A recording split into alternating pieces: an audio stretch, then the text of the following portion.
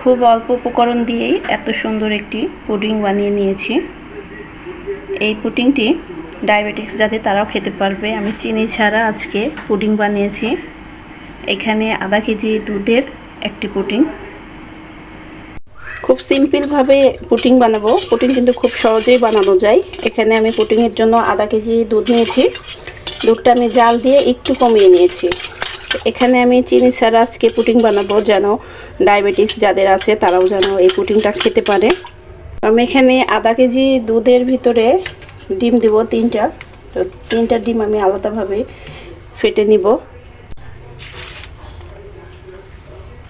ডিম 3টা আমি কুসুম সহই ভেঙে নিব। পুডিং কিন্তু খুব সহজেই বানানো যায়। আর এখানে আমি 20 মিনিটের মতো মেক করে নিব। ডিম ফেটার সময় 1 চিমটি লবণ দিয়ে দিব। এখন দুধটা এক সাইডে রেখে আমি ডিমটা ফেটে নেব সুন্দর করে। ডিমের কুসুম আর সাদা অংশটা খুব ভালোভাবে এভাবে আমি ফেটে নেব। তা আসলে পুডিং অনেকেই ভাবে খুব কঠিন। আসলে কঠিন কিছুই না। পুডিং খুব সহজ একটা খাবার, খুব সহজেই বানানো যায়। এখানে ডিমটা যত ভালো ফেটা হবে পুডিংটা কিন্তু ততটাই ভালো হবে, স্মুথ হবে অনেক। ডিমটা ফেটতে ফেটতে কিন্তু সুন্দর হয়ে গেছে, খুব স্মুথ হয়েছে। এখন আমি এই ডিম ফেটানো ডিম দুধের সাথে মিশিয়ে নেব।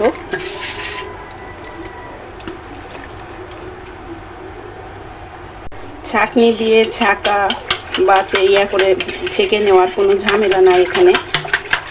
জাস্ট এটা খুব ভালোভাবে একটু নেড়ে চেড়ে ফেটিয়ে নিলেই পুডিংটা খুব সুন্দর সেট হবে। এখন আমি একটু ক্যারামেল তৈরি করে নিব।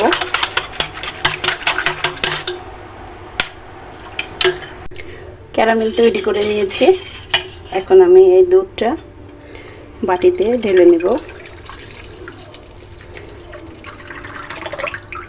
এই তো দেখেন কি সুন্দর হয়েছে। এখন এটা সেট করার জন্য আমি 20 মিনিট সময় নেব, তাহলেই এটা সেট হয়ে যাবে সুন্দর মতো। এই স্ট্যান্ড দিয়েছি পানির ভিতরে।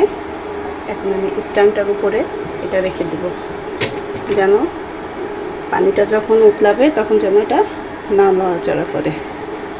পুডিংটা আমি সেট করতে দিয়ে 20 মিনিট পর আবার ফিরে আসছি আপনাদের মাঝে।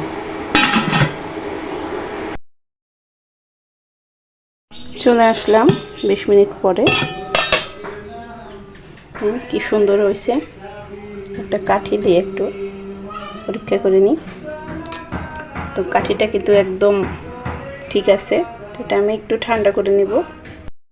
এই তো পুডিংয়ের ফাইনাল লুক। কেমন হয়েছে অবশ্যই কমেন্ট করে জানাতে ভুলবেন না।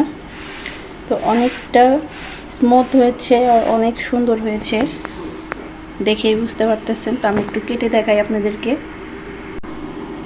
বানাতে যতটা মজা তার থেকেও মজা সবাইকে এভাবে বানিয়ে খাওয়ানো। এই যে দেখেন কি সুন্দর হয়েছে। মাশাআল্লাহ লিখতে কেউ ভুলবেন না। তো আমার আজকের রেসিপিটি যদি ভালো লেগে থাকে তো অবশ্যই আমার চ্যানেলটিকে সাবস্ক্রাইব করবেন।